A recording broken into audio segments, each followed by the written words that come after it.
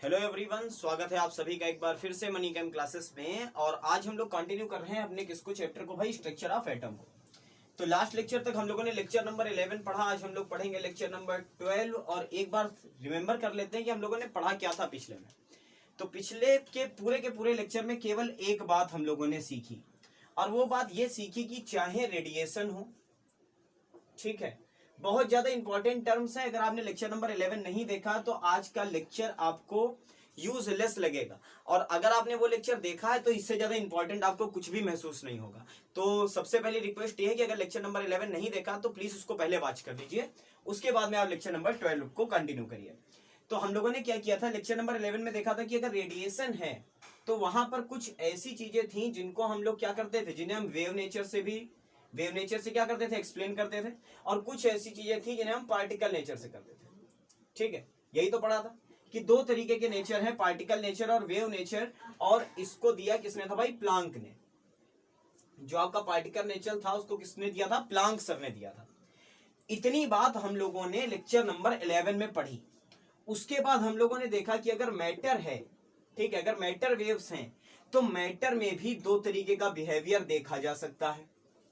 और वो भी बिल्कुल कैसा है, जैसा कि किसका था, रेडिएशन का था। और वो बिल्कुल कैसा है, वो बिल्कुल ऐसा है भाई कि इसमें भी वेव नेचर होगा और इसमें भी कौन सा नेचर होगा, पार्टिकल का नेचर होगा। समझ गए बातों को? ये बातें हम लोगों ने लेक्चर नंबर 11 में की थी। अब समझिए कि क्या सिग्निफिकेंस है इसका, फिजिकल सिग्निफिकेंस क्या निकल कर आता है। क्योंकि वहां पर हम लोगों ने एक पॉइंट पढ़ा लास्ट में, और वो लास्ट पॉइंट ये था कि if mass of particle is extremely small, अगर पार्टिकल का मास क्या है, एक्सट्रीमली स्मॉल है, जिसको मैंने क्या कहा था, क्वांटम लेवल कहा था। ठीक है, किस लेवल पर है, क्वांटम लेवल पर है। तो उसके पास में दोनों नेचर होते हैं, वेव भी और पार्टिकल भी, दोनों तरीके का नेचर है। अच्छा, अगर पार्टिकल क्या है, हैवी बॉडी है, तो उसमें केवल कौन सा नेचर दिखता है हमें, जस्ट केवल पार्टिकल नेचर दिखता है, हमें कोई भी वेव नेचर नहीं दिखाई देता। और इस बात को एक्सप्लेन किया डी ब्रोगली सर ने। अब शुरू होता है आज का लेक्चर। तो पिछले वाले लेक्चर में दो बातों को याद रखना है हमें कि वेव के लिए, किसके लिए, वेव के लिए हम लोगों के पास अगर मास मैटर है, कोई भी मास वाली चीज है, तो उसके लिए आइंस्टीन सर का एक फार्मूला है, that is equal to mc²। और अगर कोई वेव है तो उसके लिए किसका फार्मूला है, प्लांक सर का फार्मूला है, E बराबर hν, जहां पर h है प्लांक कांस्टेंट और न्यू है उसकी फ्रीक्वेंसी। और हम लोगों ने पढ़ा था कि energy of radiation is directly proportional of frequency. ठीक है, कि एनर्जी जो है वो फ्रीक्वेंसी के डायरेक्ट प्रोपोर्शन में है।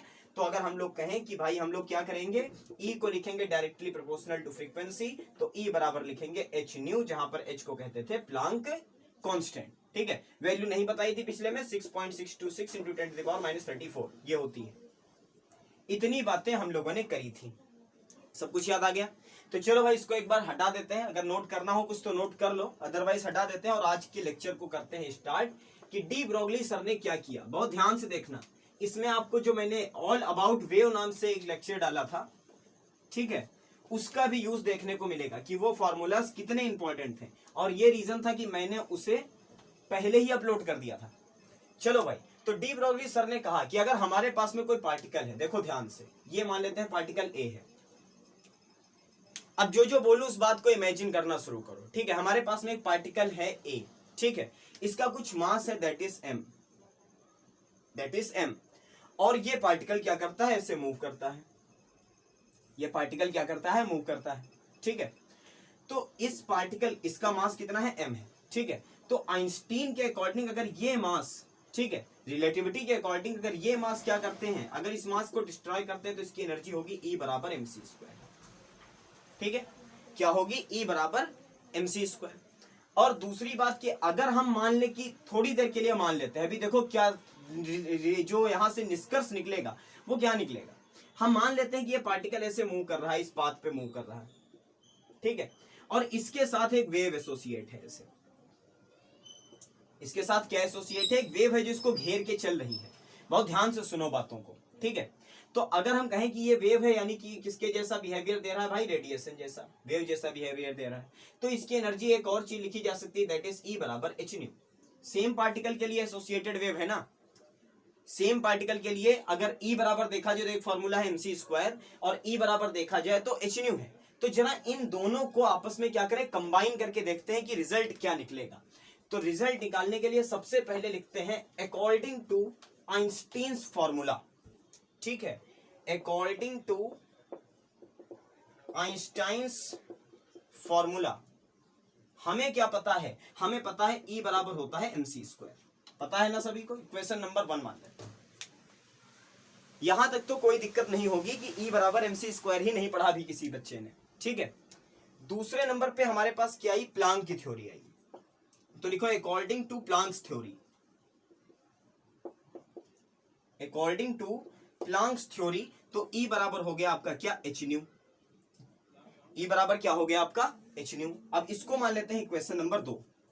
ठीक है, और क्या करते हैं, फ्रॉम इक्वेशन 1 एंड 2, इक्वेशन 1 और 2 को आपस में कंपेयर कर देते हैं। ये भी एनर्जी दे रहा है और ये फॉर्मूला भी क्या दे रहा है, एनर्जी दे रहा है। तो जरा एक चीज लिखो, mc square equal to h nu.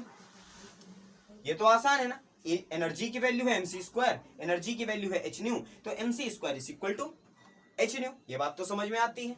तो जरा अब इस फॉर्मूले को थोड़ा सा आगे बढ़ाओ, और वो क्या है, वो क्या आगे बढ़ेगा, देखो mc स्क्वायर को हम ऐसे लिखेंगे, m इंटू सी इंटू सी। भाई सी स्क्वायर है ना, तो सी को 2 बार मल्टीप्लाई में लिख लिया तो क्या गलत थोड़ी ना हो गया। ठीक है, तो E इंटू सी और इस इक्वल टू किसके आ गया भाई, h न्यू के। यहां तक तो कोई दिक्कत नहीं है, अभी तक तो कोई समस्या वाली बात नहीं। अब क्या करते हैं, एक सी को बच्चों उठाते हैं और नीचे ले चलते हैं, तो क्या आएगा, देखो mc is equal to, mc आया h न्यू अपॉन सी, यही तो आया, h न्यू अपॉन सी। अब एक बात सभी लोग बताओ, क्या सब लोगों को एक फार्मूला याद है? वो फार्मूला कौन सा था, वो फार्मूला हम लोगों ने पढ़ा था कहां पर, जब हम लोग वेव को पढ़ रहे थे। और वो फार्मूला हम लोगों ने पढ़ा था किसका, फ्रीक्वेंसी का। ठीक है, एक चीज हम लोगों ने पढ़ी, सबसे पहले पढ़ी थी वेव वेलोसिटी, याद करो सभी लोग, क्या पढ़ी थी, वेव वेलोसिटी। तो वेव वेलोसिटी को रिप्रेजेंट कर रहे थे v से, रिवीजन करवा रहा हूं, एक बार देख लो पूरी चीज। ठीक है, वेव वेलोसिटी, वेलोसिटी का मतलब क्या होता है, डिस्प्लेसमेंट अपॉन टाइम। तो डिस्प्लेसमेंट लेते थे लैम्डा, डिस्प्लेसमेंट लेते थे लैम्डा, और टाइम क्या लेते थे, t। यही तो आया, डिस्प्लेसमेंट लेते थे लैम्डा और टाइम क्या लेते थे, t, क्योंकि लैम्डा डिस्प्लेसमेंट चलने में ही टाइम t लगता था और वही उसकी वेव वेलोसिटी होती थी। तो यहां पर अगर वेव है रेडिएशन, तो वेलोसिटी क्या हो जाएगी, c। यहां पे बच्चे कंफ्यूज हो जाते हैं, इसलिए मैं इसको एक्सप्लेन कर रहा हूं। तो वेव वेलोसिटी क्या होगी भाई, हमें पता है ना इलेक्ट्रोमैग्नेटिक रेडिएशन की वेलोसिटी c होती है। तो c इक्वल टू हम लोग मान ले भाई लैम्डा, और अपॉन में 1 अपॉन टी को क्या लिख लेते थे, न्यू। भाई 1 अपॉन टी का मतलब फ्रीक्वेंसी होता है, याद करो यार, टी सेकंड में कितने वाइब्रेशन, एक वाइब्रेशन, मजा आएगा याद करोगे।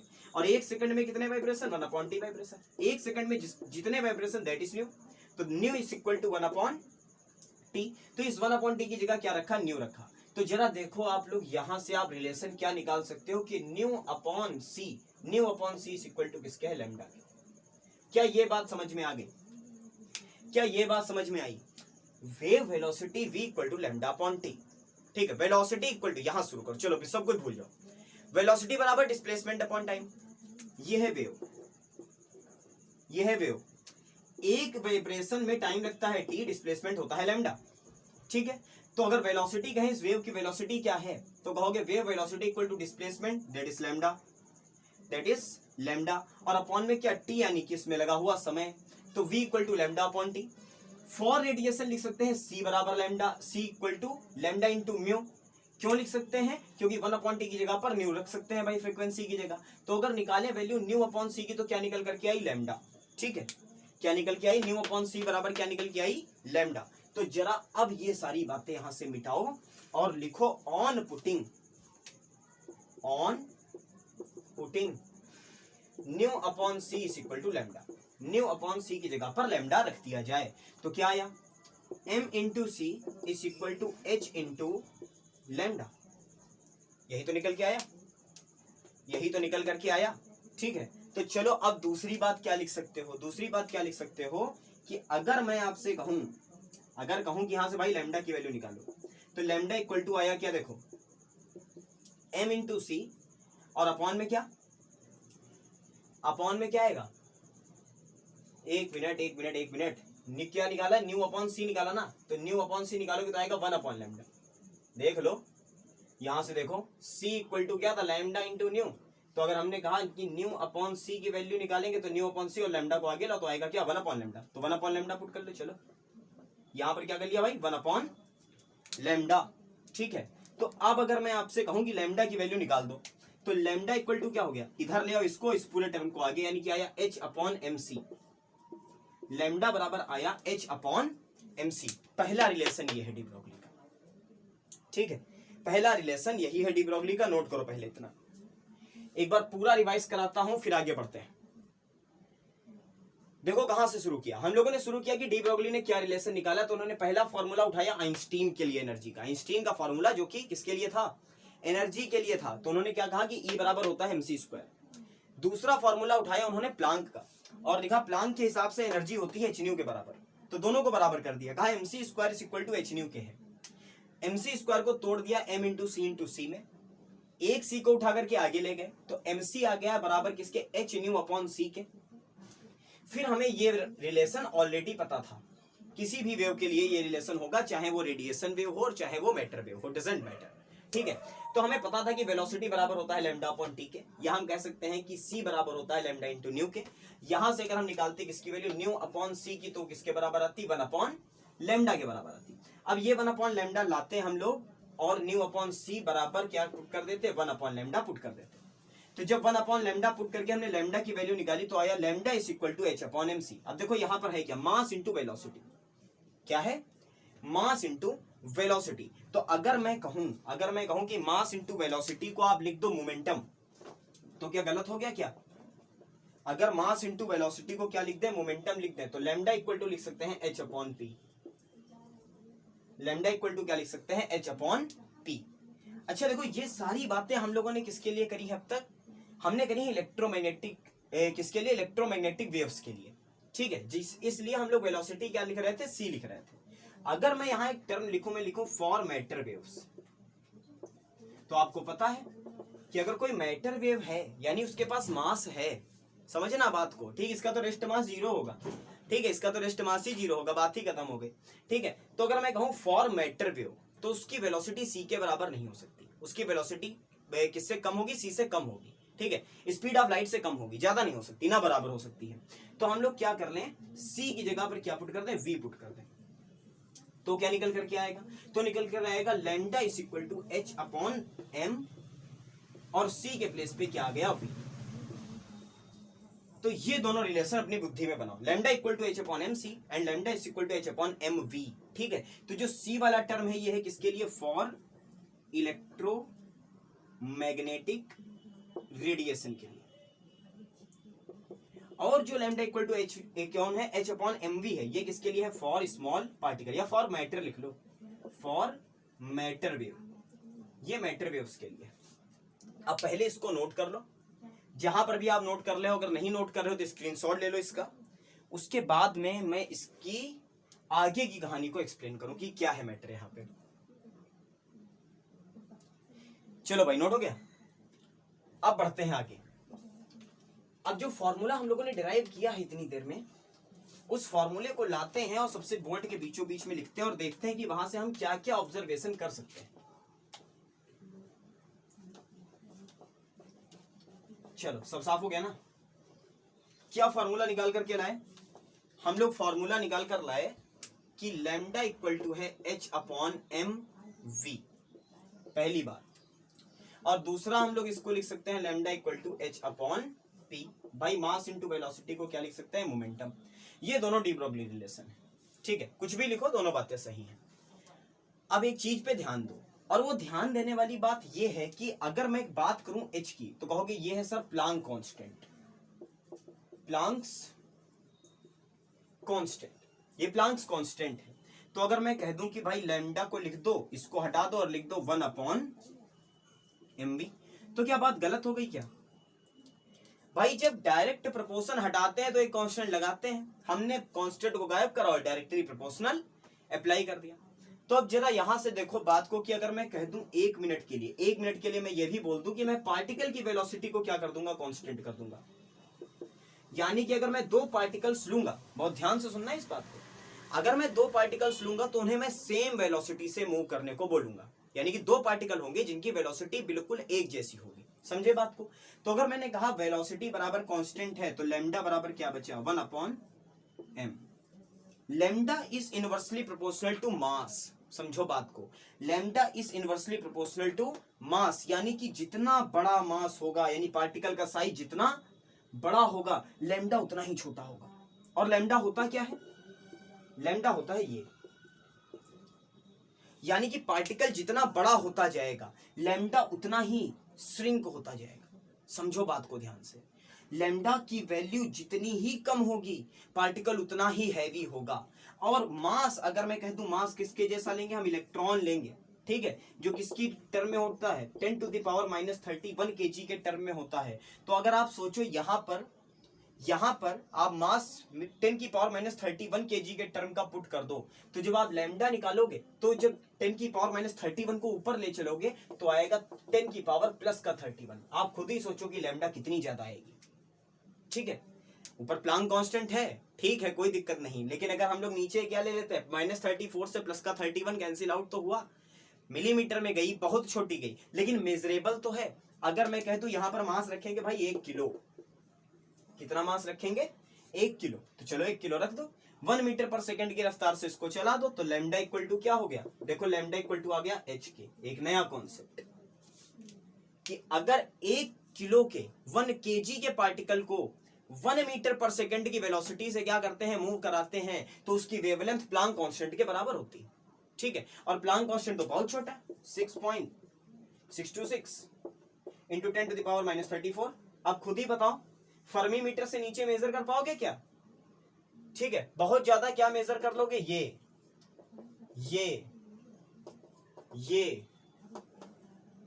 बस 10⁻15 फर्मी। अब इससे छोटा क्या मेजर करोगे, तो 10⁻34 ऑब्जर्वेबल क्वांटिटी से बाहर जा चुकी है, यानी कि 1 किलो के 1 kg का जो पार्टिकल है उसके लिए लैम्डा ऑब्जर्वेबल है ही नहीं। और ये रीजन है कि हैवी पार्टिकल का कौन सा नेचर हमें दिखाई नहीं देता, वेव नेचर हमें दिखाई नहीं देता। पकड़ लो बात को, ये बात अगर पकड़ ली ना तो आगे की कहानी इतनी आसान हो जाएगी कि आप सोच नहीं सकते हो इस बात को। तो अगर हम लोग, बात क्या निकल कर आती है, अगर हमारा पार्टिकल कैसा हो, अगर हमारा पार्टिकल हो इलेक्ट्रॉन, पार्टिकल हो प्रोटॉन, ठीक है, पार्टिकल कैसा हो, अल्फा, बीटा, ऐसे पार्टिकल अगर हों, तो उनके लिए हमें कौन सी नेचर देखने को मिलेगी, वेव भी और पार्टिकल भी, दोनों नेचर। लेकिन अगर हमारा जो पार्टिकल है वो हैवी है, तो उसका वेव नेचर क्या हो जाएगा, डिसअपेयर हो जाएगा। ठीक है, उसका वेव नेचर क्या हो जाएगा, डिसअपेयर हो जाएगा, और वेव नेचर देखने को ही नहीं मिलेगा। केवल कौन सा नेचर नजर आएगा, पार्टिकल नेचर नजर आएगा। आप इमेजिन कर लो एक बार लास्ट में, और बस खत्म करें क्लास को। मान लेते हैं क्या, कभी एक सब वो देखा पॉन्ड, जो तालाब होता है बिल्कुल शांत होता है, ठीक है, एकदम शांत तालाब होता है, और उसके बीच में क्या रखी हो, एक बॉल रख दो आप ला करके, और इमेजिन करो कि वो बॉल बिल्कुल स्पेस टाइम कर्व की तरह से धंस गई। ठीक है, पानी एकदम शांत है, और आप क्या करते हो, उस बॉल में एक धागा बांध रखा और किनारे पर खड़े, और बॉल एकदम स्टडी पोजीशन में एकदम रुकी हुई, और उसके बाद में आप क्या करते हो, बॉल को ऐसे पकड़ करके खींचते हो। ठीक है, तो क्या होगा, बॉल मूव करेगा ना, बॉल आपकी तरफ मूव करेगा, लेकिन जब वो मूव करेगा तो सामने जो पानी होगा ना, उसमें भी क्या बनेंगी, वेव्स बनेंगी। ठीक है, और वो वेव उस बॉल को एसोसिएट करके रखेंगे, उसके चारों तरफ होंगे।